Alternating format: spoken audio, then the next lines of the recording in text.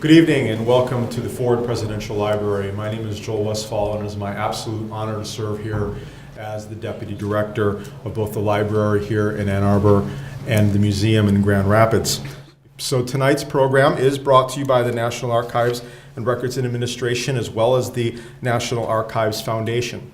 Primary support for tonight's program comes from Armed Forces Thanksgiving, whose mission is to raise awareness and dialogue on the contributions military personnel have made and continue to make on behalf of our country. Tonight's program is part of a very special series of lectures related to the Vietnam War, which we are presenting both here and at the museum in Grand Rapids. We are very grateful to all of you who are either friends of Ford or a contributor to the Armed Forces Thanksgiving. Thank you very much for those of you who support these foundations, for it is your ongoing support that make public programs like this possible. Since this is a special series to honor veterans who served in Vietnam during the period of war from November 1955 through May 1975, I would like to begin by inviting all of the Vietnam veterans present this evening to stand or raise your hand.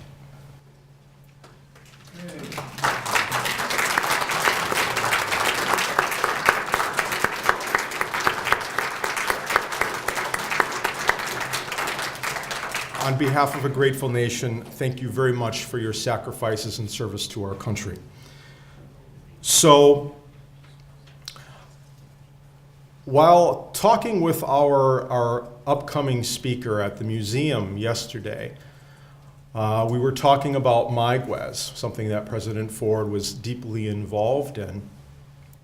And he has reminded me that he wrote an article for Leatherneck magazine on miigwes. And I had informed him that I was the head of declassification for the Department of the Navy, and that he should look into writing a new article on that chapter of history because of all the new declassification on those particular records. I actually worked on them. And he goes, well, no, I'm looking for mostly Marine Corps records, Joel. And I said to him, sir, I was Department of the Navy. You do know that the Marines are part of the Department of the Navy. And he goes, yes, Joel, the men's department.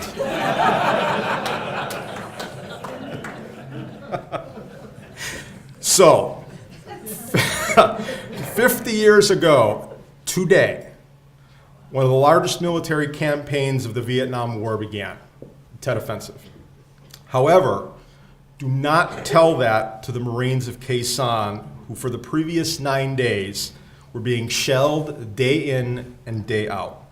Things were so bad that recently declassified documents have revealed that General Westmoreland actually considered the use of nuclear weapons. Tonight, you will hear a first-hand account of that action. And when I asked our speaker, how would you like me to introduce you, Dick? He told me, just tell him I'm a Marine. So ladies and gentlemen, I would like to introduce Marine Colonel Richard Camp.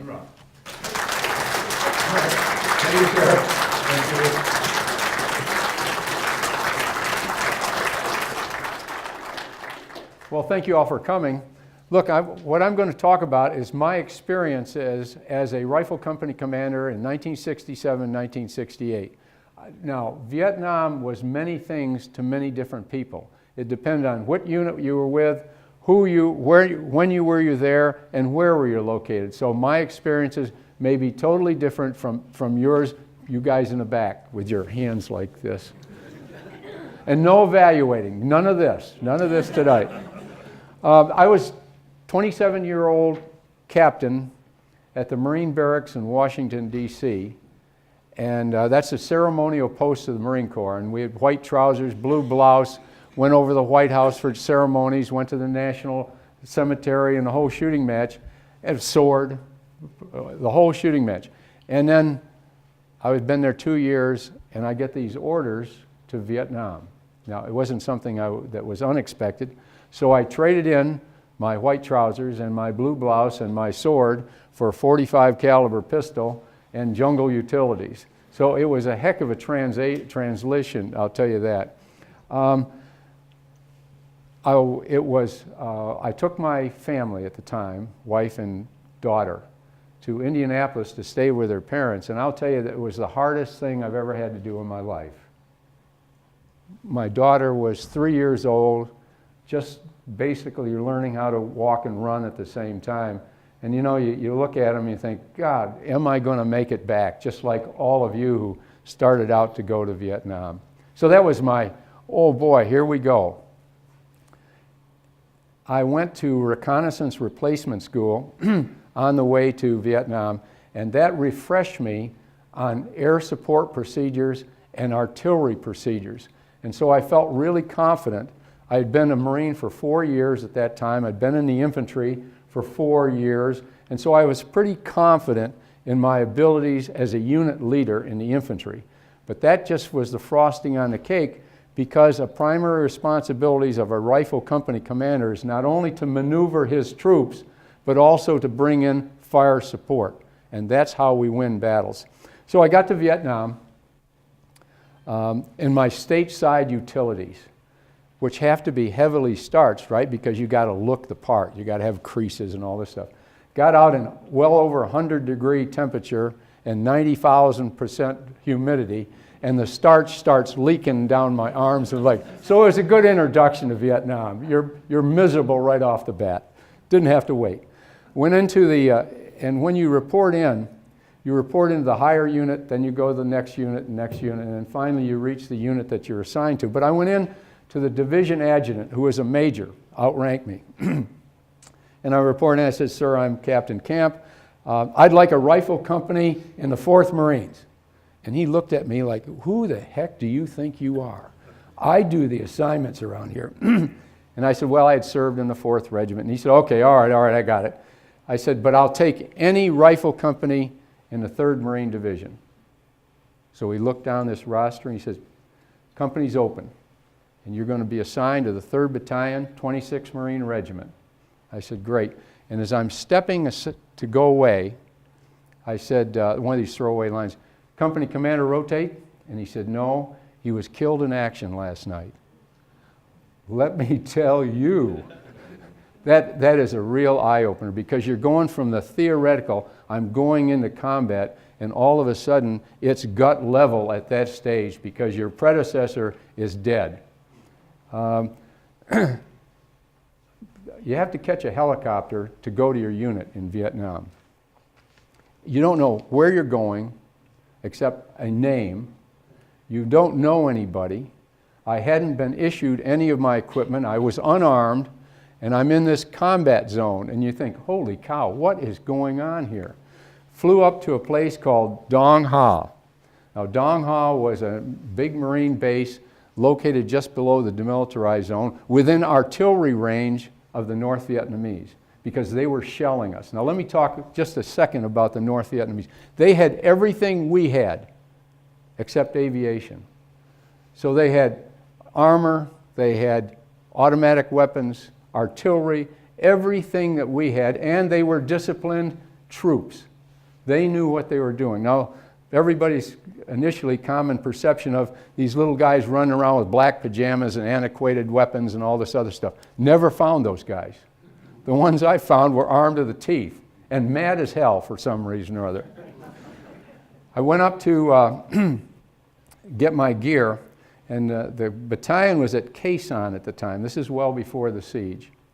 And I remember going in, and of course, the troops all get the word before anything. I mean, if you want something to spread fast, you spread it to the troops and they will get it out. They're better than the NSA. They're much better than that. So they knew I was coming in. I walk into this big tent and they got bins full of stuff, cartridge belts and all the stuff that you wear. And the supply sergeant says, hi sir, I'm Sergeant so-and-so. And I said, okay. And he had all this brand new stuff all laid out for the company commander, the new company commander. All green, brand spanking new. I'm sitting there, I'm standing there, and all of a sudden this old guy comes in. He's probably in his late 30s, old guy, right? And And he's just a miserable son of a gun. He's swearing and he's cussing and he's throwing things and he storms back out. And I looked at the supply sergeant. I said, who the heck was that? He says, that's your first sergeant. I thought, boy, this is going to be a long tour. Well, what I found out was that he was still trying to get over the fact that his company commander had been killed. He just had not made that adjustment yet. And by the way, he was very professional, and we formed a professional relationship. But that's my initial, oh my word, here I am in Vietnam. Flew up to Khe Sanh, and let's see. Oh, by the way, you see what that is. It's not too distinct, but you can see the sandbags. You see the explosion there in the background. Okay, so I flew up to Khe Sanh, and this is my initial view of the combat base. And you can see that it really was built around a runway, which is about 3,000 feet long, and it could handle transport, 4-engine transport, C-130s, and so on.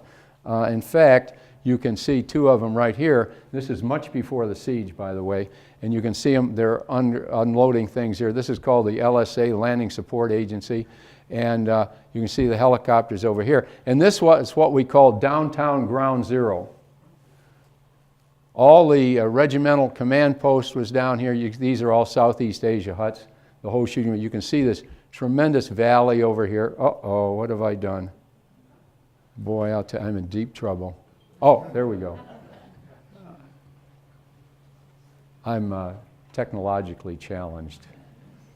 So that's what it looked like, and that's what you see. Now, look at that area around there. The hills up here, how green it is. By that way, that's all triple canopy jungle. I mean, this is honest to God jungle with tigers and elephants, and I used to say elephants and tigers and bears, oh my, but that's the wrong saying. So here they are, and that was my initial view. I reported in, and the battalion was out in the field. When I say out in the field, they were out in these hills area. Flew out, and one of the things is, again, you don't know anybody. Nobody's wearing any rank, and so you could be the general, you could be the colonel or whatever it is, and you wouldn't know it. So I was kind of anxious because I was supposed to meet the battalion commander. And this old guy again comes up, late 30s, and he says, sticks out his hand and says, sir, I'm Sergeant Major so-and-so. So I'm over the hump now. I got somebody who's going to introduce me. So he takes me over the side and introduced me as the colonel.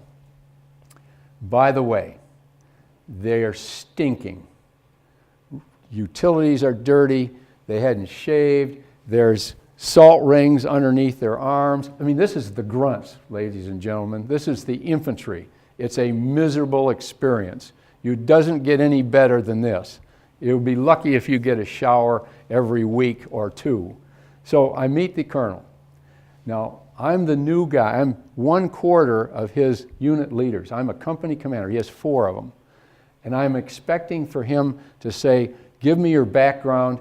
I'm going to give you the word on how to run your company and my battalion. So I'm ready for this. He takes me over the perimeter. He says, what's your first name? I said, Dick, sir. He said, well, Dick, your company's over on that hill, and there's 15 hills over there. So, you say, oh, yes, sir, I got it. Okay. And he said, do you have any questions? I said, no, sir. He said, okay, go get them. That was my brief coming in to the 3rd Battalion. Unbelievable. I mean, literally, it was nothing more than that. Helicopter comes in. I pick it up. We fly it over. I land on this hilltop in this mass of humanity. The perimeter is all set up. By the way, a perimeter is on the military crest, and they had dug foxholes. As I flew in, I looked at the perimeter, and the machine gun, one of the machine guns didn't look right to me. It didn't look like it was on at the right location. Because you put machine guns where they can best get fields of fire, right? In case they come in on you. So my executive officer, whose name was Jaak Alec, he was 3 hours away from his PhD in physics, just a typical Marine officer. And I said, after we introduced ourselves, I said, Yak, I'd like to walk the perimeter. He said, yes, sir. So as we're walking along, I get to this machine gun, and I said, I want you to move the gun 5 feet over this way. Oh, are you kidding me? It took them 2 hours to dig that machine gun pit. And now here's this new guy coming in who has they don't have any idea who this guy is. And he's saying, well, move it 5 feet over here, because it was a better position for that gun. Now, what do you think they did? You know what they did. Marines are trained to obey orders. They may not have liked it, and I'm sure I caught hell when I wasn't listening, but they moved the gun, because that's what we do in the grunts. As we're talking, a platoon came up out of this gulch and out of the thick canopy and so on, and it's a lieutenant. He'd been on a patrol, and he comes up and he doesn't know who to report to, because I'm the new guy, in the XO.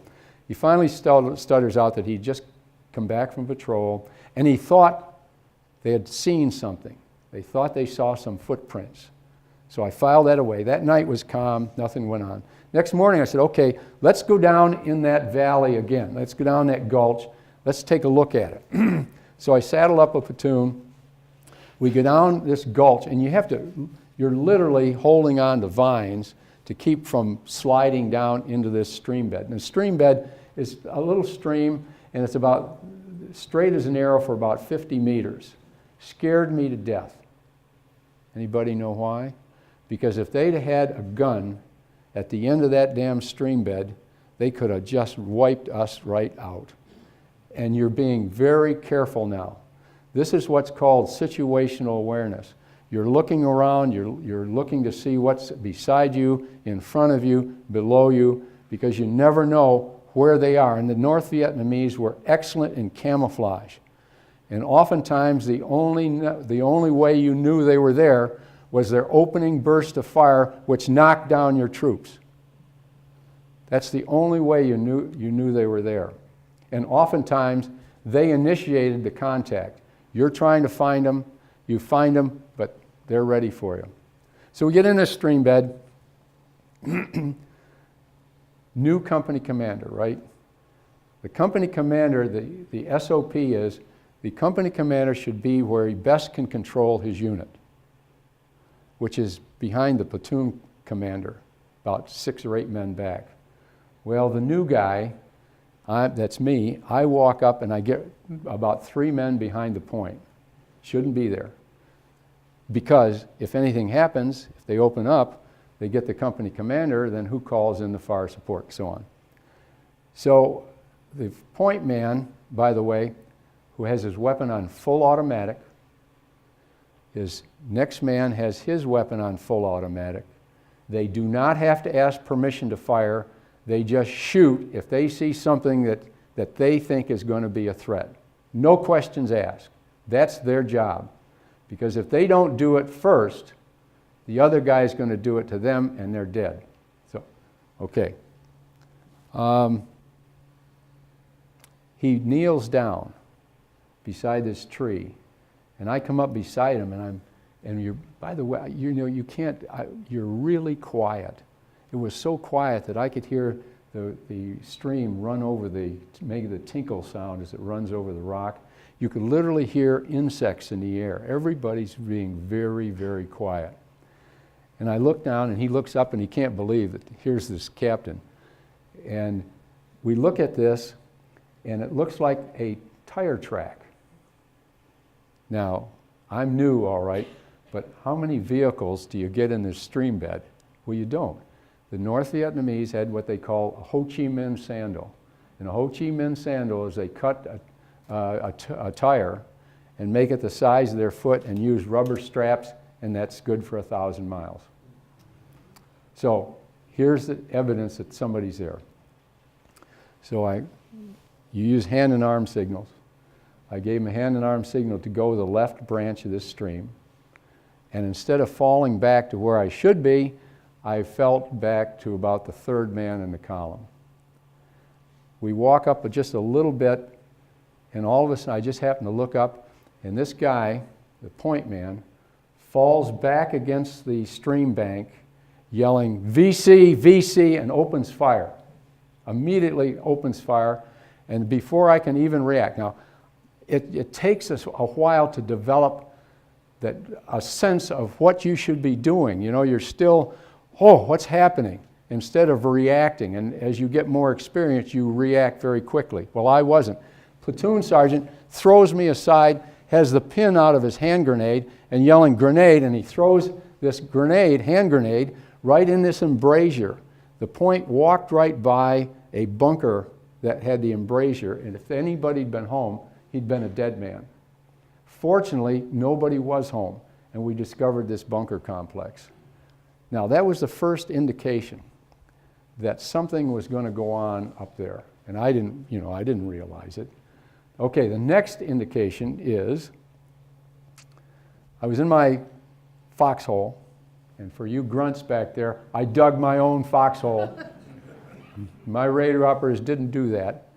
And it's late in the morning or early in the morning, and you have it's almost like there's a curtain around you. You know, it's an aura.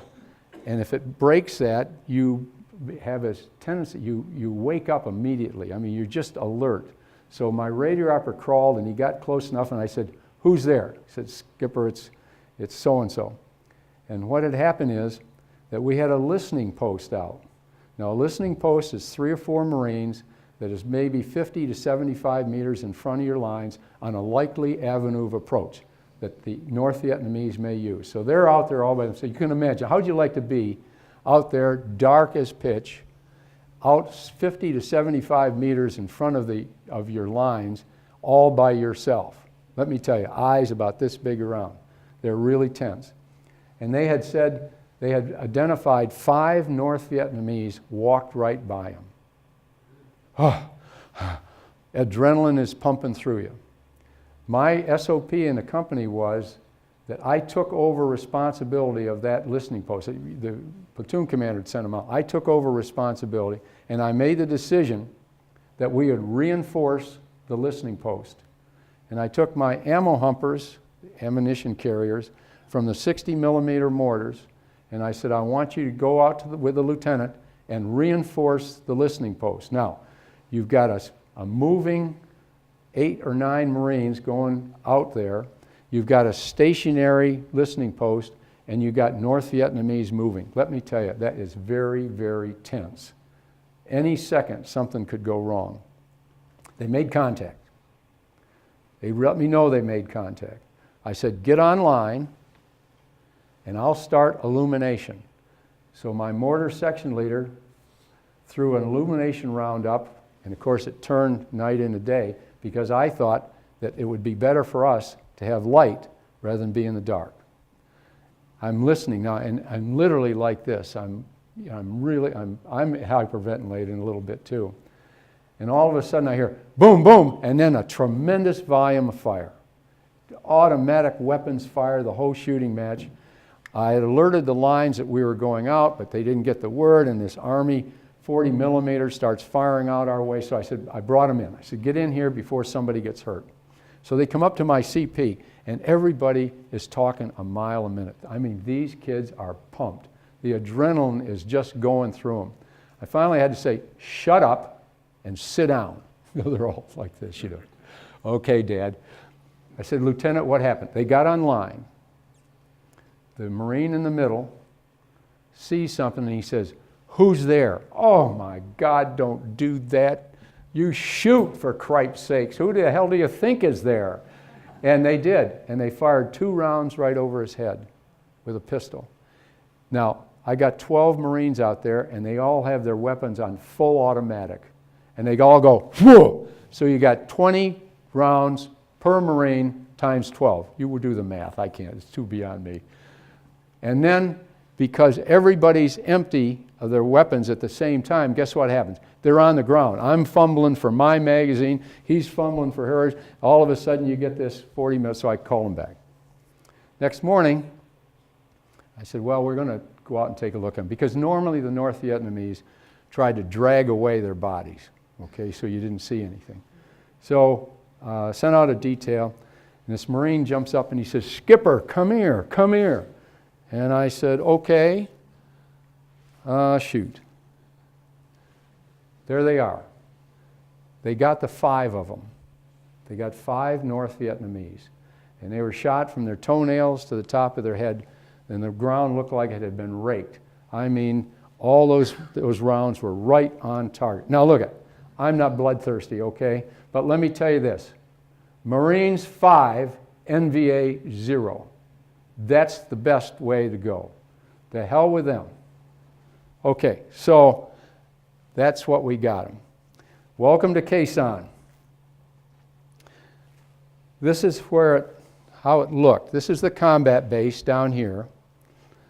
I don't know if you've heard of Lang Vei Special Forces Camp. It was overrun during the Tet Offensive down here. It's close to the Laotian border. The North Vietnamese overran it one night with tanks and infantry, and they killed and wounded several special forces and mountain yard defenders, and then they got out of there. Here's the combat base itself. This just gives you an idea. This is the Route 9 and the, well, son of a gun. All right. What have we done? Okay. And so the North Vietnamese blockaded the road. And so they cut off the combat base right down here. Okay? Now this is what it looks like around the base. Here's the runway. This is that Route 9. There's the village of Khe Sanh. There's the Lang Vei. And here are the hill positions. In fact, we have a veteran right here. Stand up for a second. Here's a survivor of the 881 South, right up here. Spent 77 days up on that hill. We had enough dirt. Yeah, 77 days, and all they could do was absorb rockets and artillery, mortars, and sea rations for that whole time. Now, we had to have these hills because they overlooked the combat base. And this right up here was a radio relay station. But this whole ridge line just overlooked the combat base. I said one day some of that foliage is going to drop down and you'll see thousands of North Vietnamese up there just laughing at us. Okay, there's our friends. Right after and this was at just before Christmas, in first part of January. January 21st, it was a beautiful night at the combat base. It's on a plateau. It was very peaceful. There was a moon out. It was cool temperature. It was just absolutely gorgeous. And I was sitting outside this above ground bunker with my platoon commanders, First Sergeant, the gunny, the corpsman, the radio operators, and we're talking about home. You know, thoughts are a million miles away. And all of a sudden, boom, boom, boom, boom, boom, boom. And it was incoming artillery, which I had experienced before. I am proud to tell you, you vets, that I beat every one of those veterans to the bottom of the trench. You don't kid around. And in it came. And for us, that was the start of the Tet Offensive. I lost 2 troops that night. One Marine was sitting in a trench, and an artillery round landed on the edge of the trench and took his head off. And another one was sitting in that trench, and he took a piece of shrapnel in the eye. Lost 2 troopers that night. Now, you can see, there's the runway. There was my position up here, Lima 326. It was the red sectors.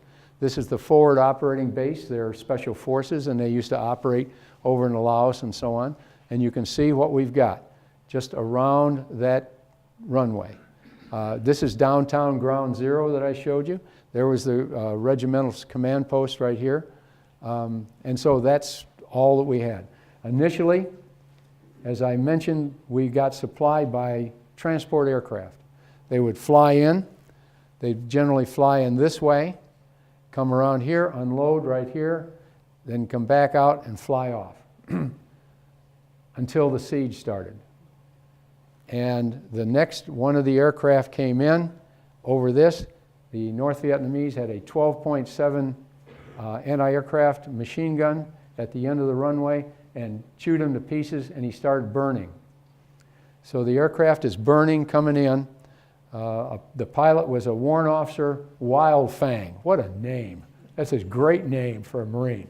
But old Wild Fang was an experienced aviator. He was able to land it, bring it down here, and then get it off the runway a little bit, but it burned up, and we lost an officer and several troops on board. The officer was a supply officer. He had orders home, and he wanted to come back up and say goodbye to everybody. I sat there with a battalion executive officer, and the XO said, "Do not come up here. It's not worth it." He did it anyway and was killed on the aircraft. And there it is, folks. That's the incoming. There's 2 rounds right there. You can see that we left most of the tents up and those Southeast Asian huts, but they were just chewed to pieces. Shrapnel just filled them. But there's 2 big artillery rounds that landed right downtown. Every day we received incoming mortar, rocket, and artillery. The most I think we ever received in one day was 1,400 rounds. That's a lot of stuff. I will tell you this, folks. Being under incoming is absolutely terrifying. It scares you to death because you can hear the pop as it breaks the sound barrier. And then you hear zhoo, and you better make a decision as you hear that tearing sound, because in it comes, and it feels like every one of those damn rounds is going to hit you right in the back. Right in the back. It's absolutely terrifying. And there's a close one. Now you can see right here, there's the perimeter wire, and there's the explosion. They were a little off.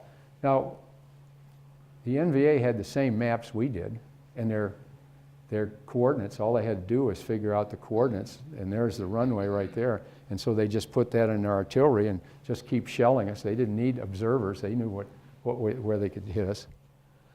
That's an overhead view of what the combat base looked like after we started digging in. And you can see the outline of the trench system. And by the way, we dug our own trenches. We had no mechanical vehicles up there to dig trenches for us.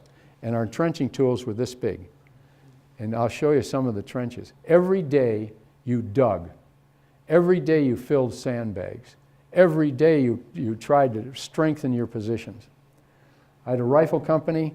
I had about 180 men on the lines.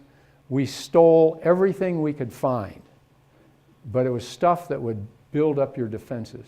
We would steal concertina wire, we'd steal mines, we'd steal whatever we could find to strengthen our positions, because we always felt the North Vietnamese were going to come in on us. Every day, the North Vietnamese would dig their trenches closer and closer and closer to the perimeter. I don't know if you've ever read Hell in a Small Place. It's about the siege of Dien Bien Phu. We had the book up there, and we were starting to read it, and I said, "Oh, I don't want to get to the end. I don't know what happened." But the Viet Minh beat the French and took them capture. And as you turned the page, you could literally see what the North Vietnamese were doing. Literally, they were using the same playbook. And yet, we were hitting them with massive amounts of fire support. Not just artillery, but aviation. We had 300 flights of fixed wing every day, average. There was not a minute of daylight that there wasn't an aircraft coming in or pulling off the target. Napalm, 500-pound bombs, all the time. Plus 9 arc light strikes. Now, an arc light strike in those days was 9 aircraft in sets of 3, 6, 9, loaded to the gills with 500-pound bombs. You never saw them, you never heard them, except that all of a sudden the ground would shake and you'd hear, vroom, everybody said, arc light, arc light. But 9 of those and all this. The jungle canopy started about 1,000 meters outside the base. When the siege ended, there wasn't a tree standing. Not a tree for miles. You invite the U.S. to your party, you better be ready for a hell of a fight, I'll tell you that. This is the typical, here it comes, incoming. And you can see they're a little excited. But look at that trench. Those are our own sandbags. They're going for cover right here. I will tell you that you see their helmets. By the way, you can pull your helmet down your ankles. You can get them down there. It all depends on how scared you are. Just look at this. There's his jungle boots, his utilities. There's the flak jackets that we wore. Those are the helmets and so on. But those guys, you know, you didn't wash. And we're up there for 77 days. You can imagine what we smelled like. EPA hazard site, I'll tell you. That gives you an idea of what it looks like. This is a bunker, obviously, with all the sandbags. But look at the trash. I mean, there was rats and all this other crap up there. And sea rations for 77 days. After a while, these little green cans and their contents get real old, I'll tell you that. Real old. You can read that. He wasn't lying. Okay, this gives you an overall view. You got the helicopters coming in for resupply right here. Now you're going to ask me, okay, what is that? We used to take 55-gallon drums and cut them in half. And you'd put diesel fuel in them. And you'd cover it with a board with a hole in it. That was the crapper. There is no privacy in the grunts. But every morning, you take the Marine who had made you the maddest that particular day, and he had to take his 5-gallon can of diesel fuel, and he'd have to burn the crapper. And that's what's happening here. We got a little action. Again, you see the dust from artillery strikes, but you can start to see the perimeter. And that was all hand dug. We were fortunate up there that the ground was solid, it was clay, and so it held together. So once you dug it, it would stay basically the same way.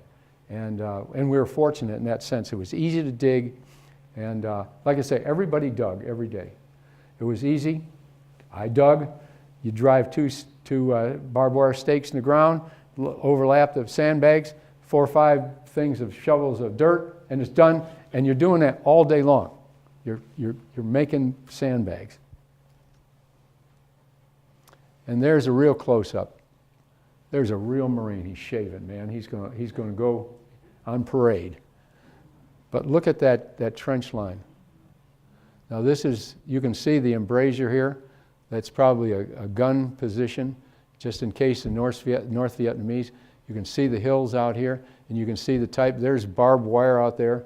At one time, we had 4 or 5 rolls of concertina high back at the base. It would be 5 or 6 feet high.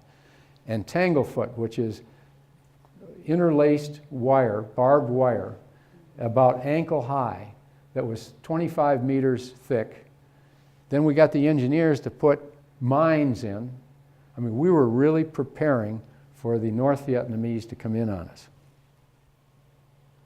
Now, I show this. This is a well-dressed Marine, what we're all wearing. But that's an above-ground bunker. This is before the siege. Look at that rascal. Hell of a target. Okay?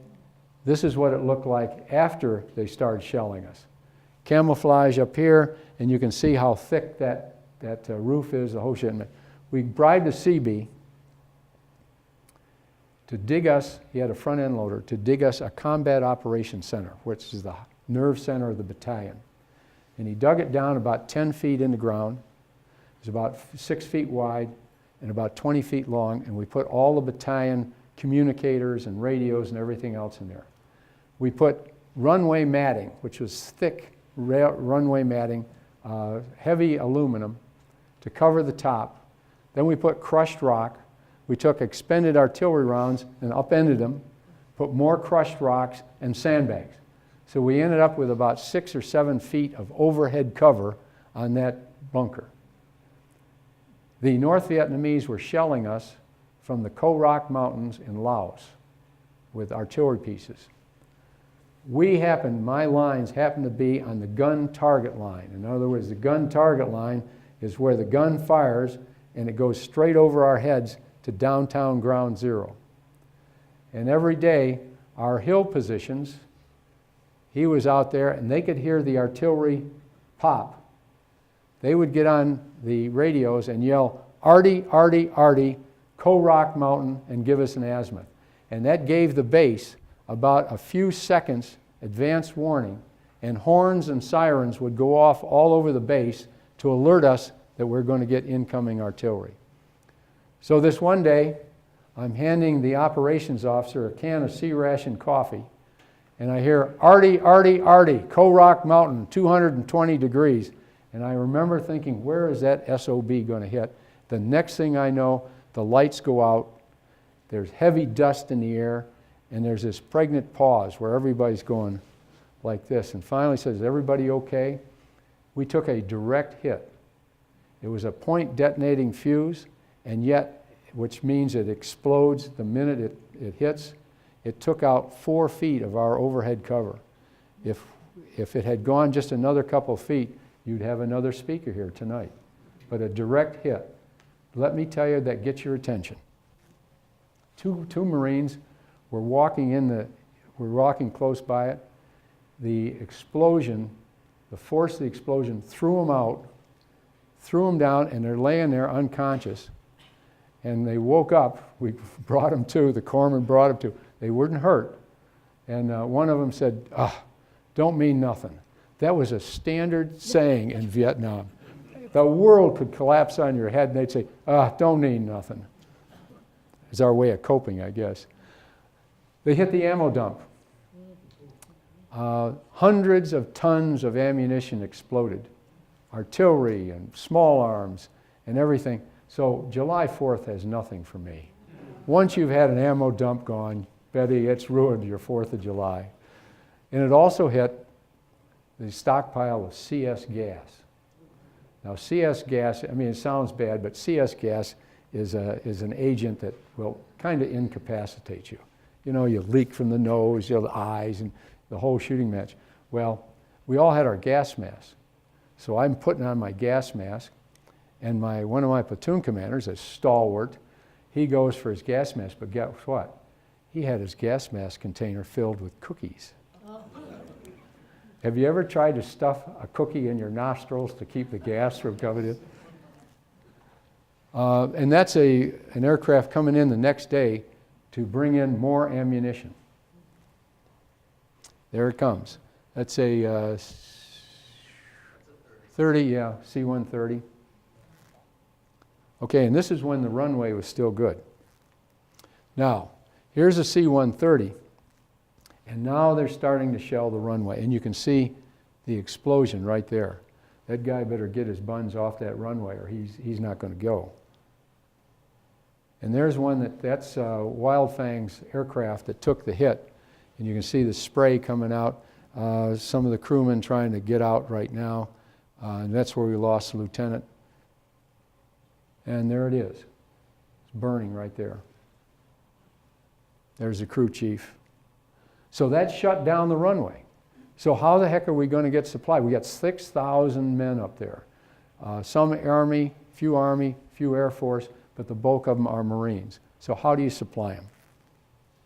One way was this technique of coming in 6 or 8 feet off the runway with palletized stuff in the back of your aircraft. You deploy the parachute comes out, it drags the pallet out, and then the pallet slides along the runway. They did that for a while, but it ruined the runway, you know. Not only that, but they dropped one long, and it ran over a bunker and killed a couple of Marines. So that was out. There we are. That's how they supplied us at Khe Sanh. Parachutes bringing in supplies. Now, among the supplies they brought in one day, they were worried about morale, right? You always worry about morale. They brought in cans of Coca-Cola. okay? Everybody got a Coke. And as they brought in the Coke, guy right behind him collected 10 cents a can. I could not believe, I mean, it was more of a joke than anything else, because we're dropping millions of dollars worth of ordnance out there, and we have to pay 10 cents for a damn can of Coke. Next thing they did, come heck or high water, Marines get paid. We're going to get paid once a month. They had a pay roster. How much money do you want this month? Well, I'll take $5. Where are you going to spend it, Marine? But they flew in an officer with hundreds of thousands of dollars to pay the troops. I had to have a pay officer. He spread a 2x4 in front of his bunker. He lays out the 5s, the 10s, the dollars, and the 20s. And we'd send them up by fire team. First fire team, first squad, go get paid. They'd scamper up there and all fall flat because we're taking incoming. So he'd say, camp. Camp would run up there in a lull, and he'd say, $5. Camp would shove off. Well, he ended up paying everybody. I was walking around the perimeter right after pay call, and this Marine's got a handful of money. I said, what are you doing? He says, well, sir, the lieutenant's 200 short, and we're going to take up a collection to pay. And I said, no, take that money back. I'm going to write it lost in combat. So I wrote a letter, lost in combat. 2 years later, I get a phone call from that lieutenant. Sir, they're after me. Wrote another letter. There's the drop zone. Every day, 1st Battalion, 9th Marines had to go out and clear the drop zone because the North Vietnamese would come in and try to ambush the guys who were going out to collect the parachuted supplies. So there was a fight every morning out there to get it. But here it comes. And you had to collect it and then distribute it. Okay, there's talk about artillery rounds. I mean, I have to hand it to the artillery because when we were starting to get incoming, we'd all hit the trenches. The artilleryman would stand up there and fire back at them round after round without taking cover. The trouble was the North Vietnamese had us outranged. Our guns couldn't reach their guns, but we had a secret weapon, air power. I listened to the air nets one morning, and first of all, the aerial observer up there said, hey, anybody see trees with wheels? And he chuckled. Oh. Well, they were bringing up their anti-aircraft guns to keep our air power high enough so that they could operate freely. But we got them before they could get employed, and then we knocked them out.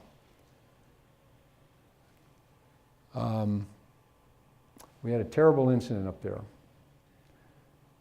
We had a patrol go out, a platoon-sized patrol, and the lieutenant's orders were not to go beyond sight of the wire. You will not go. Everybody had been taught that you don't chase the North Vietnamese. You do not chase them because they can lead you into a trap, possibly. This lieutenant saw 2 North Vietnamese and he said, let's go get them. Went right into a horseshoe ambush and they got massacred. And I was monitoring the air nets, and you could hear the aerial observer up there almost in tears saying, are those Marines? Are those Marines? They're getting killed. They're getting killed. We couldn't even go out to get them.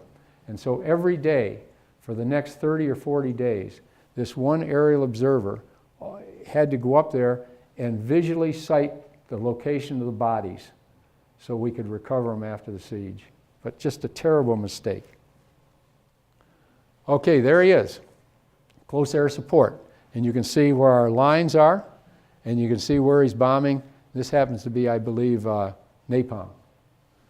The first day I can recall the aircraft coming in was a Sky Raider flown by a South Vietnamese, and they're loaded with ordnance, and he comes in the target, comes in, goes right in the target. Big explosion. I don't know whether he was shot or whether he had target fixation or what, but he went right in the target. The next day, an A4 comes in, Marine Air single engine jet, And he comes in, he goes in the target, he pulls off, and you could hear boom, boom, boom, boom, boom, boom. The 12-7 shooting at him. He came right up out of the cockpit. Aircraft was hit, and he came out of the cockpit and in his parachute and landed right on the runway. When his rubber boots hit that runway, you could see the smoke curl up, going for cover. And there they are. Those are the buffs. Big, ugly things. 500-pound bombs. Hill positions. This, I think, is 950, and you can see in the background here, there's the runway. That's correct. Okay. And this was a radio relay station. I don't know why the North Vietnamese, I think they attacked it once or twice, but they didn't really take a massive effort to get it. But there was only 20 or 30 Marines up here, and what they had was they had devices that they could relay the radio signals to another location. There they are. That's what it looked like up on those hill positions. 77 days. Talk about close air. That's below us. That aircraft is coming in below us, and he's coming in to strafe and bomb. Now, napalm has been outlawed, but let me tell you, it was great stuff. You know, it would it'd smother and then burn. The hill positions, because the North Vietnamese had them ringed with anti-aircraft guns, we had to supply them. And to supply them, you had to bring in helicopters. That was the only way to do it. And as they brought in the initial helicopters, they got shot down. There was one right out of 861 or 881 south. So they had to devise a strategy to be able to bring in the supplies without losing the helicopters. And what we did, it was just like an amphibious landing. They would bring in aircraft and they would bomb and strafe all around these hills. And they'd hit targets that we'd picked out the North Vietnamese, and they would bomb it. And then the last aircraft in would smoke it to keep the North Vietnamese observation down. So there's the guy coming in with smoke, and that would all dissipate, you know, and then keep it down. And then right behind him would come the aircraft with sling loads. It would be hanging below the helicopter, just like that. They would come in, they would not have to land. They just touch down like that and then get the heck out of there. And it saved a lot of aircraft. However, the NVA had the landing zones or the drop zones zeroed in. And so once they determined which drop zone it was going to be, they would mortar it. And so I lost a radio operator that they lost a lot of people who could handle this. And he begged me to go, and he volunteered. I tried to talk him out of it, but he went up there and was killed. I would be remiss if I didn't mention our corpsmen and doctors. Every Marine outfit, its medical support comes from Navy corpsmen. We love them. They're our guys. My senior corpsman, when he was ordered out of the company, cried because he was losing his practice. The doctors at Med Battalion were surgeons. They would perform the first treatment on casualties to stabilize them and then get them out of there. And then this is obviously not before the siege, or not before the siege, because they're upright. In order to get out of there, I had orders to leave, and it was the greatest day of my life because I'm getting out of that damn place. But it was also the worst day of my life because I had to go downtown, ground zero, to catch the helicopter. In order to do that, I was smart enough. I said, okay, I'll go over the Med Battalion and see if they've got an emergency medevac. That's a hell of a note, isn't it? I'm waiting for somebody to get badly wounded so I can fly out of there. Emergency medevac was danger of life or limb. Priority meant he was serious, and then there was routine. So I waited in the doctor's bunker, and a fellow phone rang, and they said, Dick, we've got an emergency medevac. So I came up, and there were 7 of us to fly out. 4 of us got on that stretcher. We got behind a blast wall, sandbags about 5 feet high, and we waited because the helicopter landed and they would mortar it. So I knew that. So as it landed, the ramp went down, and I said, go! We set the Olympic record for the stretcher carry. Got on board, and it stays there churning and burning. And I was dying. I said, get out of here, for Christ's sake. And they said, you 2 out. They looked at 2 Marines, and they said, you get out, and they brought on 2 bodies. And that's how I flew out of Khe Sanh. So, okay, and then that's just a scene up at 881 South. The lieutenant knew a few bars of To the Colors. Every morning, at a different time, different location, they had this pole with an American flag on it. He would start playing To the Colors, and everybody'd stand up and salute, and they dropped because I think it was 40 seconds later, the North Vietnamese mortar rounds would impact the hill position. But every morning they did it. That was Captain Demby, who I was in the CP with them, and he was talking to a lieutenant. I can't remember his name, but he was in how can we keep morale up on this in this position? And it was Captain Demby and the lieutenant that thought of this idea. And yes, when it was up like this and the bugle, everyone said it's time for breakfast, and here it came, one round after another. Yeah. To hit us. That's something to look forward to every morning. Yeah, but that, they got dozens and dozens of American flags. Once this hit the news, they got dozens of flags sent to them. There was one Marine who was due to come up there, and he was flying in, or he was with a pallet, and the wires that held it, and his foot got trapped in the mesh, and the helicopter took off, and he's hanging by his foot caught in the ropes, and they had to land down at Khe Sanh, and he was a little shaken up at that stage. But, okay, questions? Can I answer anything? Yes, sir. Thank you for the presentation. I think they want you to use the mic.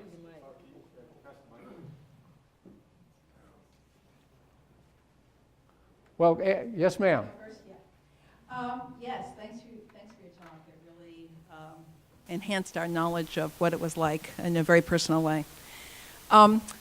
My family and I are traveling to Vietnam in a couple weeks, and we will be there for Tet. Well, we marked the 50th anniversary on our calendar. I'm sure they'll be marking it on their calendar, which is next month, and we will be there for that anniversary.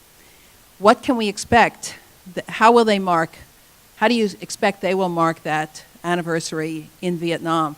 And then what should we be sensitive to not say or to say?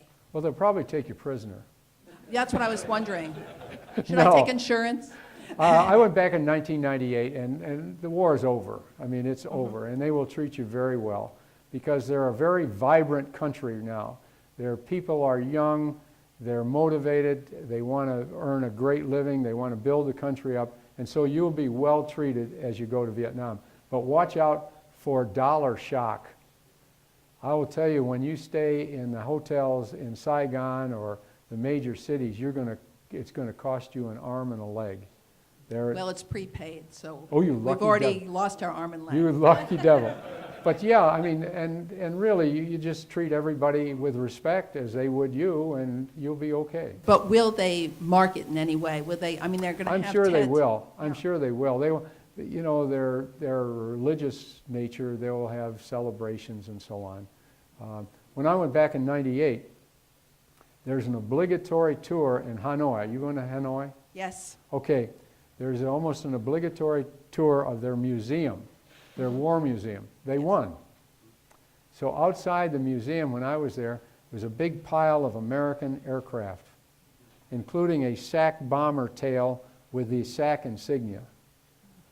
I was okay with that until I went into the museum itself, and there was a cage fronted by chicken wire and had all the helmets and ID cards of the pilots they shot down. That got to me. I bet. But, hey, they're a vibrant people, and if you look, most of our clothes comes from Vietnam now anyway. Yes. Thank you. Okay. Good luck. I think you'll have a great time. Colonel, do they pay you in American dollars or MPC? Military payment certificates. Okay, they didn't want to have greenbacks floating around, so they developed what they call military payment certificates in different denominations, and that's how they paid you. Yes, sir.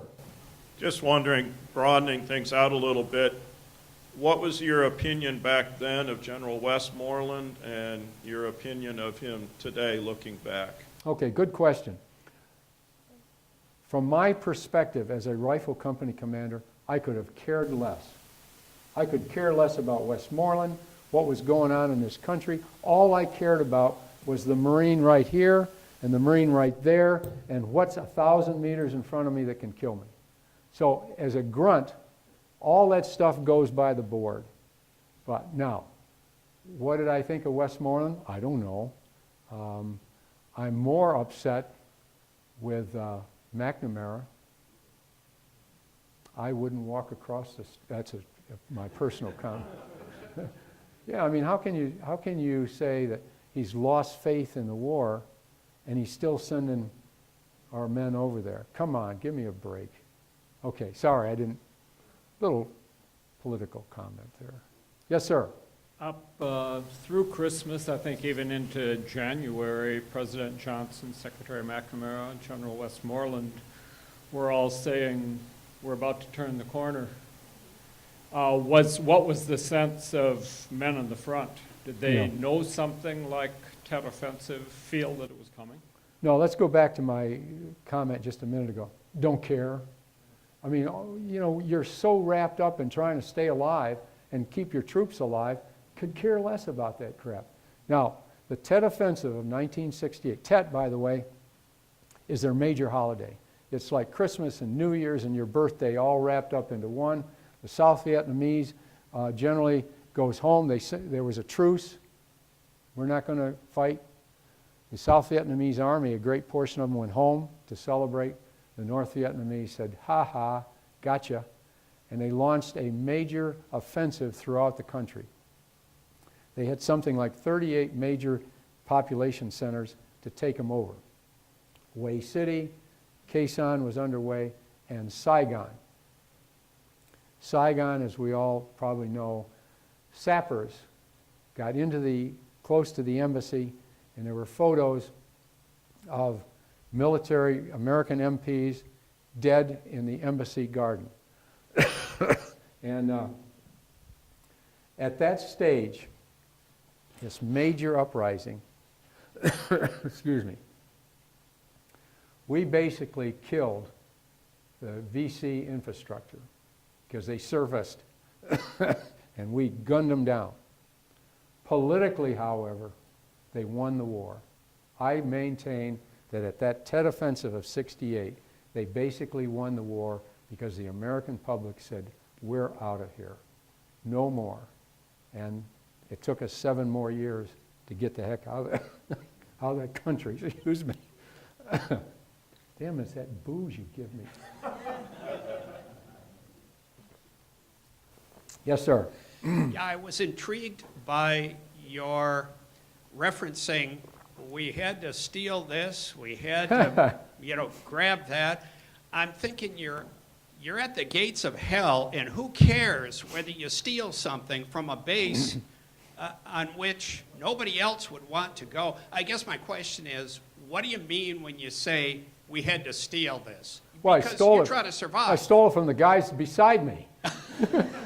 I mean, I need it more than that company did. Literally, I mean, you just figured, and the Air Force got mad at us because we were stealing the runway for overhead cover. But it was just, you picked up everything you could find. There was an artillery unit up there, and normally they have X number of 50 caliber machine guns. Well, they weren't using them. So I went over and said, hey, let me borrow your 50 calibers and I'll protect you, okay? So they gave me their 50 calibers. The mountain yards that I told you, the defending Langvay Special Forces camp, when it got overrun, there were a lot of survivors, and they worked their way on up, and they were working their way up, and they got right in front of us, and I had the only gate in that particular area. And so here are a couple of hundred mountain yard villagers with their women and children, and some of them are injured and so on, and the South Vietnamese won't let them in. They said, we're not going to take you. Come on, give me a damn break. So I was really upset. Everybody was upset, and they put pressure on the government, and they finally evacuated them. But they had weapons. And this Army Special Forces major came up to my unit, and they're my Marines, right? If you want to use my Marines, by God, you better ask me. He never asked me. He just said, hey, you Marines, get over here and get those weapons. Well, they're going to do it because he's an officer. So they get the weapons. He said, put them in that truck. He's really a nasty guy. And so he comes back, not a weapon in sight. Those rascals stole everything they could get their hands on. It's a wonder they didn't take his vehicle. He gets all upset. He comes storming over to my command post, and you know, he's really being a nasty guy. And he says, who's in charge? And I said, well, I'm Captain Camp. I'm the company commander. He said, you know, your Marines are thieves. I said, whoa, wait a minute, Major. They're Marines. And if you look around, they're all armed. And they will do what I tell them to do. Hint, hint. So we had an agreement, a meeting of the month. And then I had to send the platoon, my gunny around and the first sergeant, because they had all these World War II carbines that they got from the mountain yards. I said, whoa, no, no, no, no. We're not going to give Marines a weapon they haven't trained with. Get those back in here. But we did gain some machine guns and things like that. But it was really interesting. I mean, you just, if it wasn't nailed down, we might be able to use it. A little story, and I don't want to bore you here, but we were sitting on the runway at Dong Ha, waiting to get airlifted out. And I happened to glance up, and there was one of these portable refrigerators sitting there, just sitting there. It was going to be evacuated. Somebody was going to take it to their whatever. And I looked around, it's gone. I mean, it's gone. And I thought, uh-oh. Well, this guy comes over, he's mad as hell. Said, you stole, said, I don't know what happened to it. It was there, and now it's not there. And got up to Khe Sanh, and guess what's in our gear? Bunch of thieves. What else? Anything else? Yes, sir. I got over there in August, late August, at Khe Sanh. And the first sergeant had all of us new guys in. And when he got done talking, any questions? I was over there in 65, 66. Came back to the States, and I didn't like the duty back here. So I volunteered to go back over. Anyway, when he asked about any questions, I said, sir, can I get back out in the field? And I told him what I did. And he says, no, we need you here on the main base. If I saw that first sergeant right now, I'd give him the biggest kiss I could give. Sometimes. I was up on 950. Oh, okay. And not when the siege was going on, but early. And that whole, like you said, the canopies and everything, it was just beautiful. It was beautiful. And then when we left out of there was nothing. Yeah. Yeah, they really, I mean, they took that triple canopy, John, and just devastated, just took it right out of there. Yeah. My youngest son come home from school one day, and he was third grade or so, fourth grade, and he said, Dad, you guys lost the war over there. I got hot. I said, Robbie, we did not lose the war. I says, our congressmen and people back in Washington, D.C. are the ones that lost it, because they would not let us fight this war. If they'd have let us fight it like it should have been fought, it would have been over in 2 or 3 years. And that was it. Yeah. Well, I'm going to tell you this. We were winning when I left. So whoever came in behind me, they lost the country. Okay, thank you. Hello, Colonel. Thank you so much for your talk and sharing your experiences with such heart and humor. I wanted to thank you and all the people in the audience that have made their sacrifices. I was born in Vietnam, and I came here. I was evacuated in the last few days. My father was a lieutenant colonel. He stayed to fight, and he in the South Vietnamese Army, and he came. We actually, when I met him, we were going off to college together. Oh my But my young cousin is in a U.S. Marine right now. Oh my gosh. Yes, and I just wanted to thank you all for your sacrifices. That it's not lost upon many of us. So. How did your dad get out? He was in a prisoner of the Re-education camp? re-education camp for 10 and a half years. Oh. And came over 15 years later. So, but I'm a professor at the university right now, and so I really appreciate all that you've done. And I do have a question. I was just wondering what you thought of the South Vietnamese that worked alongside with you. He was a lieutenant colonel. He was trained at Fort Sill. Oh, yes. But he's a Vietnamese Right. person. Unfortunately, I didn't operate with the South Vietnamese Army, except there was a 37th Airborne Battalion, Ranger Battalion, that they brought up to Khe Sanh, and they had a section of the lines. And they did a good job. One night, for example, intelligence said, we were monitoring the North Vietnamese radio nets. We had special units that monitor their radio nets, and they could give indications and so on. And they said that there's a battalion of North Vietnamese that's assembling down south of the combat base, and they brought in an arc light strike. Oh, it was 800 meters away, the closest arc light strike we had, and just was absolutely devastating and just wiped out that battalion. But I remember the ARVN Rangers went out, and there was a trench that paralleled their own, and there was about 50 North Vietnamese, and they're all dead. And then they went all a bit further, and all they could find was pieces. But yeah, they did a good job. Good job. Yes, sir. Sir, from the hill, we could look down on the base. And they were on the south side, like you said, and you can see the green flares going this way. You can see the red flares going that way. I mean, it was just like a match. Right. They were just going back and Yeah. forth, back and forth. Of course, the green was the enemy, and the red was us. But you could see it continuously.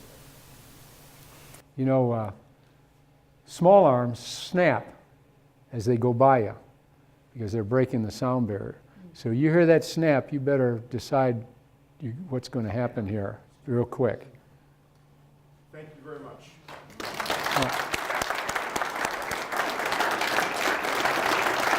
Oh, thanks. So just a very small token of our appreciation for him, for Colonel Camp doing this wonderful performance tonight. I'm going to give a Marine Colonel one of his greatest desires, a book about a ship. Thank you. So that's the Integrity at the Hoorah. Helm Gerald the brand new Gerald R. Ford commissioning book. Enjoy it, sir. Thank you. Thank you.